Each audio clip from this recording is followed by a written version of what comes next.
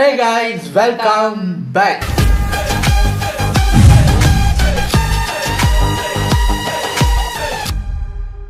இன்னைக்கு நம்ம இந்த வீடியோக்கு ரியாக்ட் பண்ண போகிறோம் அப்படின்னு பார்த்தீங்கன்னா ஒரு பொலிட்டிக்கல் டாப்பிக்கில் தான் ஒரு வீடியோ வந்திருக்கு. நிறையா விஷயம் நடக்குதுங்க. அதாவது விஜய் சிஎம் ஆனது தான் ஆனார்.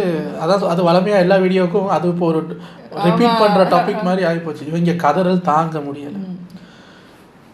என்னடானா யாரோ ஒருத்தர் அவர் எம்எல்ஏவான், டிஎம்கே எம்எல்ஏவான், விஜய் அன்னைக்கு அவரோட ஸ்பீச்சில் ஒன்று சொல்லியிருந்தாருல்ல, எல்லாரும் ஓடுறாங்க பேசுனா இனி என்ன பண்ணணும், கதவெல்லாம் மூடுங்க அப்படின்னு சொல்லிட்டு தான் இனி பேசணும் போல இருக்கு. இப்போ ஓடுறவங்களுக்கு கோபம் வருது அதை கேட்டோன்னே. அப்போ என்ன சொல்லணும், கதவெல்லாம் மூடிட்டு அப்படித்தான் பேசுவீங்களா? ஏன் கதவை திறந்து வைங்க, நாங்கள் ஓடாமல் உள்ளே இருக்கோம் அப்படிலாம் சொல்லணும்.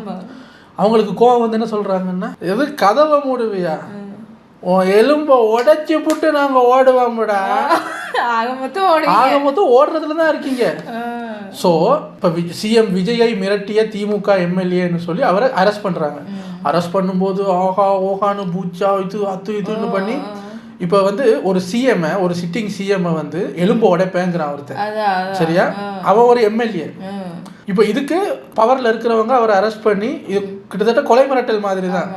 அரெஸ்ட் பண்ணி போட்டதுக்கு இப்போ டிஎம்கேலேருந்து எல்லாரும் நாங்கள் இதை வன்மையாக கண்டிக்கிறோம். எதிர்கட்சி ஆளும் கட்சியை விமர்சனம் செய்யலாம், உதயநிதி சொல்றாரு, விமர்சனம் செய்யலாம். விமர்சனத்தை ஏற்றுக்கொள்ளாதவர்கள் என்ன ஆட்சியில் இருக்கிறார்கள்? ஐயா, உங்களுக்கு முதல்ல விமர்சனத்துக்கும் கொலை மிரட்டலுக்கும் வித்தியாசம் தெரியாதா? அப்படி பார்க்க போனா உங்க ஆட்சியில் நீங்க என்னெல்லாம் பண்ணீங்க பேசுனதுக்கே. ஆல்ரெடி உங்கள் தாத்தாவை பற்றி இருந்த ஒரு பாட்டு, ஒரு ட்ரால் பாட்டு, அதை நம்ம சாட்டை துரைமுருகனா யாரோ அவங்களோட ஸ்டேஜில் பாடி காட்டினதுக்கே அரெஸ்ட் பண்ணீங்கல்ல. புதுசாக ஒன்றும் சொல்லலை, ஆல்ரெடி இருந்த பாட்டை பாடி காட்டினதுக்கே அரெஸ்ட் பண்ணீங்க, இல்லாத தாத்தாவுக்கே. இப்போ சிட்டிங் சிஎம் எலும்பு உடைப்பேன் அப்படிங்கிறாரு, அதுக்கு நீங்கள் எல்லாம் இப்போ சொம்பு தூக்கிட்டு வர்றீங்க. அப்புறம் சத்யராஜ் அழுதுவெல்லாம் முடிச்சுட்டு வந்து இன்னொரு ஃபங்க்ஷனில் பேசியிருக்காரு. இவங்க வந்து நிறையா பேர் டிஎம்கே ஏடிஎம்கேக்கு ஓட்டு போட்டுட்டு இருந்தவங்க தான் இப்போ வந்து விசிலுக்கு ஓட்டு போட்டவங்கிறாங்க. என்னென்னு போய் விசாரிச்சு பார்த்தா என் பேத்தி சொல்லிச்சு, என் பொண்ணு சொல்லிச்சுன்னு. இது மாதிரி தான் ஓட்டெல்லாம் வாங்கியிருக்காங்க. எத்தனை நாளைக்கு அந்த கொடி பறக்குது அப்படிங்கிறத பார்ப்போம். ஒருத்தன் கேட்டிருக்கான், அப்போ சிபிராஜ் குழந்தையா, சிபிராஜ் குழந்தையான்னு கேட்குறேன். போய் அந்த பக்கம் அவர் சொல்றாரு, நான் டிஎம்கேவின் கட்டப்பா தான் நான். சரி, என்ன வேணாலும் இருங்க, நீங்கள் எல்லாம் கதறதை பார்க்கும்போது நல்லா இருக்கு. அப்போ சரியான ட்ராக்கில் தான் போயிட்டு இருக்கோம் அப்படிங்கிற மாதிரி ஒரு ஃபீல் வருது. இந்த பக்கம் இவங்க கதறல், அந்த பக்கம் அந்த சிஜேபின்னு ஒன்று உருவாச்சுல, காக்ரோச் ஜனதா பார்ட்டி அப்படின்னு. அவங்க என்னடான்னா 20 நாளாக ஜந்தர் மந்தர் அப்படிங்கிற ஒரு இடத்துல சோனம் வாங்சுக் அப்படிங்கிற ஒருத்தர் அவர் வந்து சப்போர்ட் பண்ணி உண்ணாவிரத போராட்டம் இருக்கிறேன் அப்படின்னு இருந்தார்.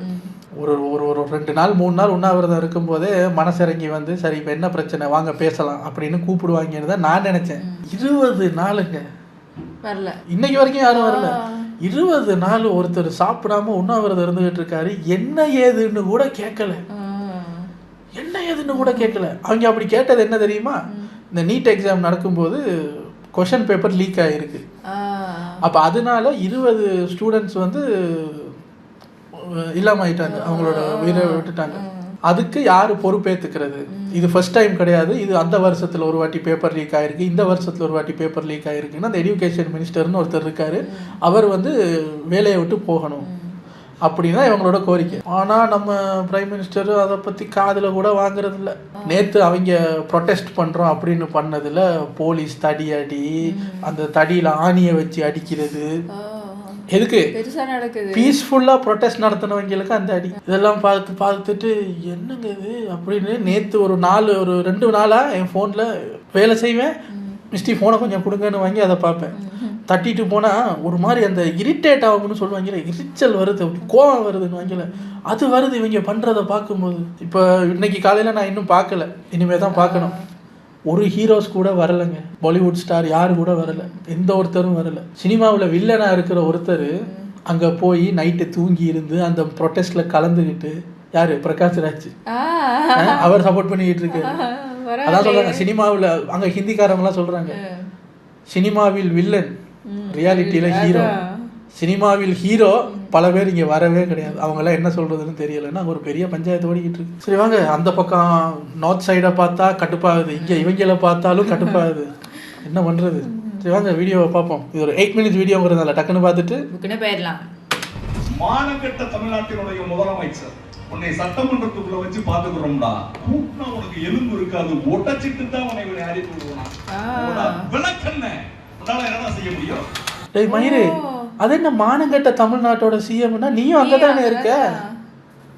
அந்த மானங்கெட்ட தமிழ்நாடு ஆள்றதுக்கு தானே இப்படி கத்திக்கிட்டு கிடக்கீங்க. சிஎம் மேல கோபம்னா சிஎம் ஏதாவது பேசிட்டு ஜெயில போய் உட்காரு கழிதுன்னு. அது என்ன பொதுவாக மானங்கெட்ட தமிழ்நாடு நிற்கிறதே அங்கே தான், ஸ்டேஜ் போட்டிருக்கிறதே அங்கே தான்.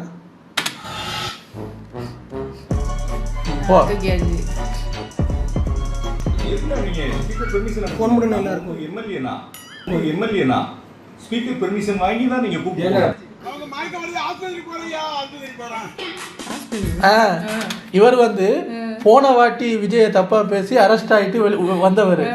இந்த வாட்டி இன்னொருத்தர் பேசுனதுக்கு அவரை அரெஸ்ட் பண்ணிட்டாங்கன்னு ஒரு போராட்டம் நடத்தும் போது இவர் அங்கே போயிருக்காரு. ஓ நீ இங்கேயும் வந்துட்டியா அப்படின்னு இவர் அரெஸ்ட் பண்ண போகும்போது டக்குன்னு வண்டியில் ஏறி ஐயா எனக்கு மயக்க வேண்டிய ஆஸ்பத்திரிக்கு போறேன்னு ஓடிட்டாரு. இது நீங்கெல்லாம் எதுக்கு சார் போராட்டத்துக்கு வர்றீங்க? எனக்கு மயக்கம் வருதுன்னு கத்திட்டு ஓடுறதுக்கா? அசம்பிளினாலும் ஓடுறாங்க, போராட்டம்னாலும் ஓடுறாங்க. பேச மாட்டேங்கிறாங்க யாரும்.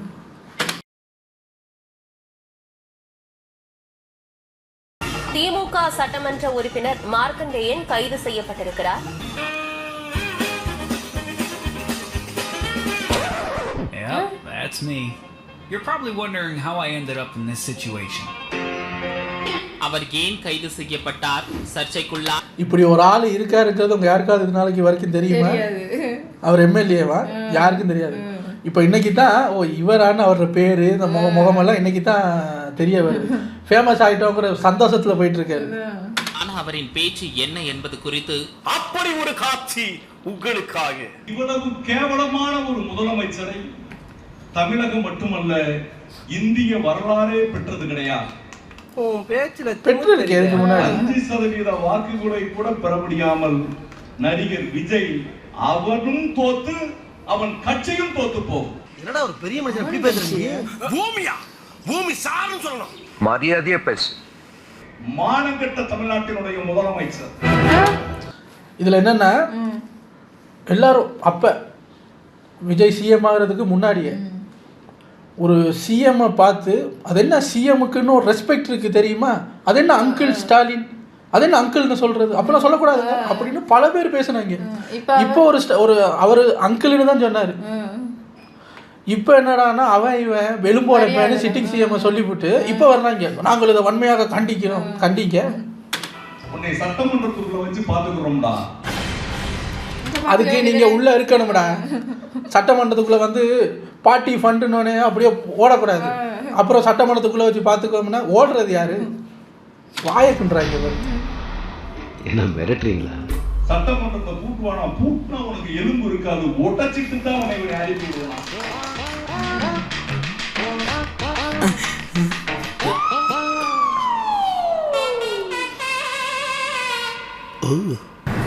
இனஃப்டா அடிச்சிடு.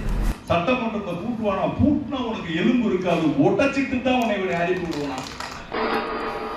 உனக்கு தனியாக கவனிச்சுக்கிறேன். மானங்கெட்ட பையன் மானங்கெட்ட அமைச்சர்களை வைத்திருக்கிறான். எந்த இடத்துல எது பேசினாலும் அடிப்போம். விளக்கண்ண உன்னால என்னடா செய்ய முடியும்? இந்த பூச்சாண்டிக்கு நான் பயப்பட மாட்டேன். நான் பேய்க்கே பேன் பார்த்தோம்டா.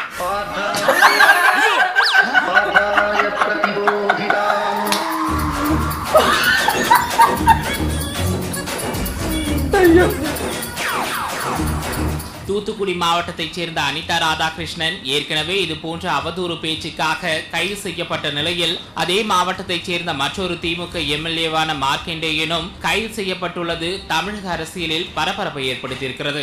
பழைய பேஷண்ட் இந்த கங்காதரனை டிஸ்சார்ஜ் பண்ணிடுங்க, புது பேஷண்ட் மணிராஜா அட்மிட் பண்ணிடுங்க. பாபுஜி கோடவுன்ல கை வைக்கிற அளவுக்கு தம் எவனுக்கு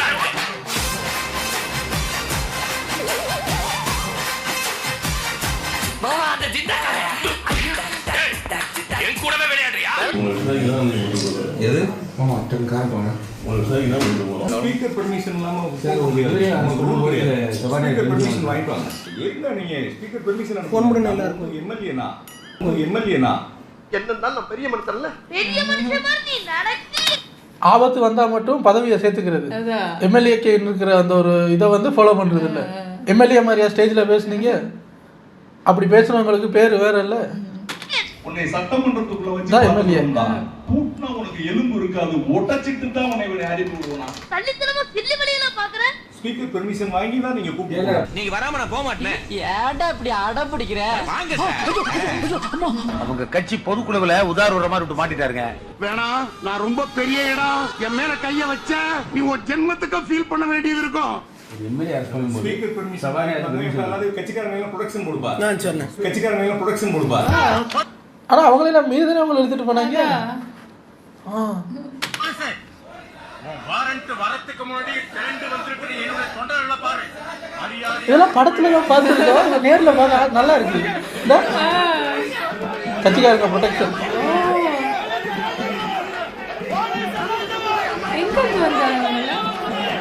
இப்படி ஒருத்தர் இருந்தா அந்த வீட்டுல வந்து இருப்பாங்க, காலையில இருந்து நைட் வரைக்கும் உட்காந்துருப்பாங்க. எப்படி சார் அவன் கட்சிக்காரங்க வழிமறிச்சு வாசல் நின்னுட்டு வீட்டுக்குள்ளே விட மாட்டாங்க சார்.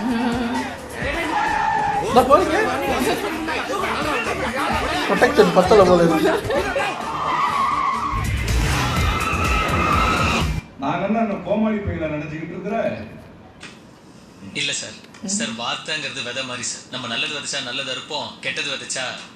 ஆனா நீங்க இவ்வளவு சீக்கிரம் இருப்பீங்கன்னு எதிர்பார்க்கல சார். திமுக சட்டமன்ற உறுப்பினர் மீது 3 பிரிவுகளில் வழக்கு பதிவு செய்யப்பட்டிருக்கிறது. ஆமா, உன்னை எந்த கேஸ்ல தூக்கி உள்ள போட்டாங்க? முதலமைச்சருக்கு கூட்டினா உனக்கு எலும்பு இருக்காது, ஒட்டச்சிட்டு தான் உன்னை அனுப்பி விடுவானா சொல்லி பொய்யா ஒரு அறிக்கையை விட்டாய்.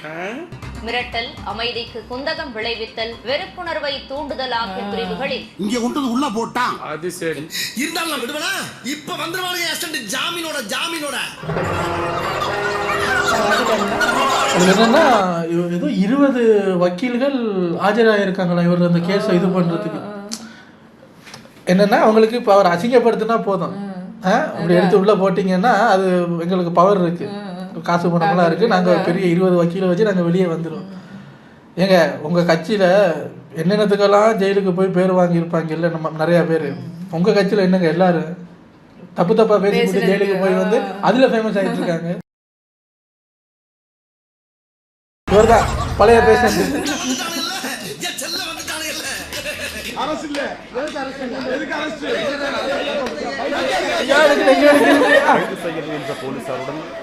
இவர் அரெஸ்ட் பண்ண பாத்துட்டாங்க.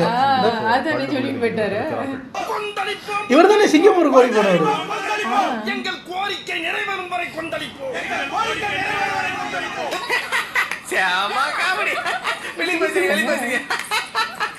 விசாரிக்காம இன்னைக்கு வந்து எந்த முன்னறிவிப்பு இல்லாம 6 மணிக்கு போய் இது கைது செய்திருக்கான்னா இந்த இதை என்ன நாடா இல்ல காடா? ஐயோ, சிஎம் எலும்பு உடப்பேன்னு ஒருத்தர் 6 மணிக்கு முன்னாடியே பேசுறான்னா இது என்ன நாடா இல்ல காடா? நீங்க தான் சொல்லிட்டீங்களே அது மானங்கட்ட தமிழ்நாடுன்னு. அப்புறம் அது என்னவா இருந்தா உங்களுக்கு என்ன? இப்ப என்ன இப்ப நெஞ்சு வலி எப்போ வரும்? சட்டு போட்டு ஏறி ஓடுங்க சார். போகுது கூட இருக்கிறவங்களே சிரிச்சுக்கிட்டு இருக்காங்க. என்ன சார் அரசியல் நடத்துறியா அராஜகம் நடத்துறியா? அதிகபட்சமானா 4 மாசம் இந்த ஆட்சி இருக்கும். அதுவரை தான் இந்த காவல்துறை ஆட முடியும். என்ன கேட்க? சரி, அப்ப அந்த 4 மாசம் வரைக்கும் உள்ள இருங்க. ஏதோ ஒரு நம்பிக்கையில சுத்திட்டு இருக்காங்க. அவங்க சொன்னாங்கல்ல, எங்க தலைவருக்கு மட்டும் கோவம் வந்துச்சுன்னா you will face the consequences. அப்ப 4 மாசம் ஆகும் உங்களுக்கு கோவம். சரி பரவாயில்ல சார், 4 மாசம் கழியுது. 4 மாசமே நீங்க ஆட்சியை கலைங்க. 4 மாசம் வரைக்கும் உங்க எல்லாரும் கதற விட்டாங்க. அதுவே போதும், 4 மாசத்துக்கு போதும். அண்ணனை பார்த்து பயமே இல்லாம இருக்க. கட்டு என்ன இடுப்பை பிடிச்சி இழுக்கிறாருன்னா அந்த காவல்துறை அவர் தான் என்னை வந்து எம்எல்ஏ பதவி ராஜினாமா பண்ணுங்க, உங்களை வந்து நான் வந்து சாவாக்காவில் சேர்த்து எல்லாம் செய்யறேன்னு சொன்னேன். டிஎஸ்பி தான் இப்ப வந்து என்னை இடுப்பை பிடிச்சி இழுத்தது. ஏங்க என்ன கேட்டீங்க? ஒரு பெரிய மனுஷன் இடுப்பை பிடிச்சி கிள்ளிருக்கீங்க. அதான் அவருக்கு கோவம் வந்து அதான் வானகட்ட தமிழ்நாடு. இப்போ இடுப்பை பிடிச்சி இழுத்ததுக்கு நெஞ்சு வலி வருமா என்ன சார்? அவங்களுக்கு வந்தா ரத்தம், எங்களுக்கு வந்தா தக்காளி சட்னியா? தாவக்கான ஒண்ணு செய்ய மாட்டாங்க, திமுக உடனே அரசு அடக்குமுறை, எங்களை பார்த்துட்டு அரசு பண்றீங்க அப்படிங்களா? அவங்க என்னங்க பேசுனாங்க? தப்பா பேசுனாங்களா? எலும்போடப்பே வேற ஏதாவது பேசுனாங்களா? எனக்கும் நிறைய வருது வாயில, நான் சொல்ல முடியாது. நீங்க உங்க ஆட்சியில பண்ணதெல்லாம் மறந்தே போச்சு இல்ல?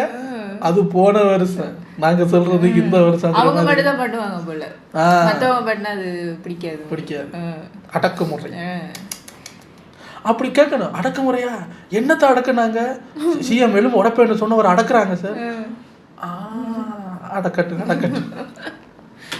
எப்படி சந்தோஷமா இருக்க முடியும்? அங்க பாருங்க, என் தம்பி குண்டலை கேஸ் எப்படி உடனடியா அவரை அங்க வச்சு விசாரிக்க என்ன விசாரிக்கிறதுக்கு என்ன இருக்கு? அவரை கூட்டிட்டு கோர்ட்டுக்கு வாங்க.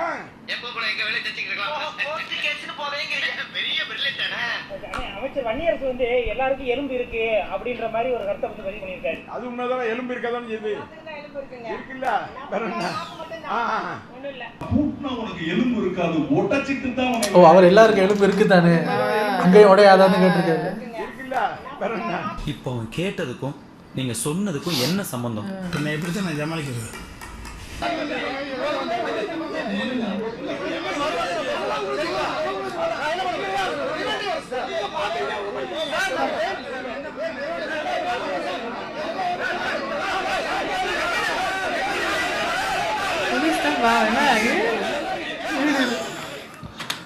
அவங்க ஆட்சியில் இருக்கும்போது அவங்க சொன்னா அந்த ஆர்டர்ஸை ஃபாலோ பண்ணாங்க. இவங்க ஆட்சியில் இருக்கும்போது இவங்க சொன்னா இந்த ஆர்டர்ஸை ஃபாலோ பண்ணாங்க. நடுவில் கிடந்து இவங்க ஐயோ என்னடா பண்றீங்க? எஸ்பி அலுவலகம் முன்பிருந்து கலைந்து செல்லவில்லை என்றால் கைது செய்யப்படுவீர்கள் என்று காவல்துறை எச்சரிக்கை விடுத்திருக்கிறது. நான் தான் போராட்டத்தில் கலந்துக்கவே இல்லையா? என்ன கைது பண்றீங்க? என்ன விட்டுருங்க. கிளியர். சரி, இப்ப எங்க போறீங்க? அவங்க மார்க்க வருது, ஆஸ்பத்திரிக்கு போறியா? ஆஸ்பத்திரிக்கு போறா. சொல்லிட்டு வராரு வரை.